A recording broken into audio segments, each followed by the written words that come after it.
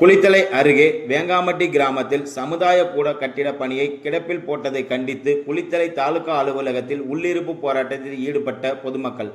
கரூர் மாவட்டம் குளித்தலை அருகே கருப்பத்தூர் பஞ்சாயத்து வேங்காம்பட்டி கிராமத்தில் சமுதாய கூடம் பல ஆண்டுகளாக கட்டுமான பணி முடியாமல் கிடப்பில் உள்ளதாக, கட்டுமான பணிகளை முடித்து மக்கள் பயன்பாட்டுக்கு கொண்டு வர வேண்டும் என்று கம்யூனிஸ்ட் கட்சி, தேசிய முற்போக்கு கழகம், தாலியாம்பட்டி, வேங்காம்பட்டி பொதுமக்கள் மற்றும் பல்வேறு தரப்பினர்கள் சார்பாக உள்ளிருப்பு போராட்டத்தில் ஈடுபட்டனர்.